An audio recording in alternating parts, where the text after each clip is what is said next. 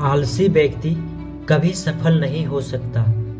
एक समय की बात है, एक राजा रहता था जो कि यह देखना चाहता था कि क्या मेरे राज्य में भी आलसी लोग रहते हैं या फिर नहीं। इसके लिए उस राजा ने अपने सैनिकों को कहकर रात के समय में गांव के बीच रास्ते में एक सामान्य आकार का पत्थर रखवा दिया। उसके बाद वह राजा छुपकर यह देखने लगा कि क्या कोई व्यक्ति जरा ही हिम्मत करके उस पत्थर को हटाता है या फिर नहीं।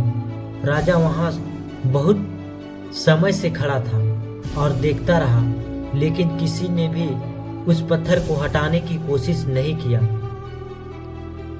उस राज्य के कुछ सबसे धनी व्यापारी और दरबारी भी उस पत्थर के पास से होकर के गुजरे, लेकिन उन्होंने भी उस पत्थर के बीच से रास्ते से हटाने की कोशिश नहीं किया।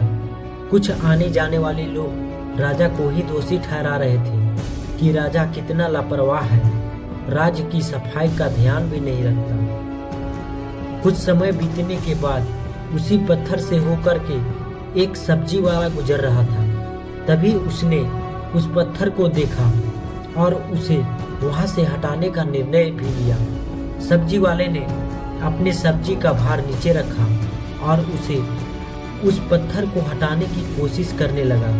पत्थर थोड़ा भारी था, लेकिन कुछ समय की मशक्कत के बाद वह पत्थर को वहां से हटा देता है।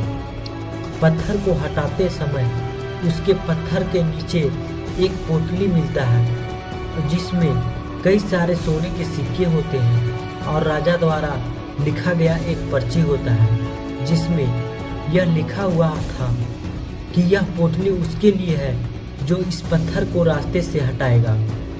सब्जी वाला समझ जाता है कि यह मेहनत उसका मेहनत का फल है, लेकिन बाकियों का वह पोटली इसलिए नहीं मिला क्योंकि वे आलसी थे और जरा सा भी कष्ट सहना नहीं चाहते थे। उसी प्रकार आपको भी अपने लक्ष्य की प्राप्ति के लिए आलस का त्याग करना होगा। आलसी व्यक्ति कभी सफल नहीं हो सकता। इस कहानी से हमें यही सीख मिलती है।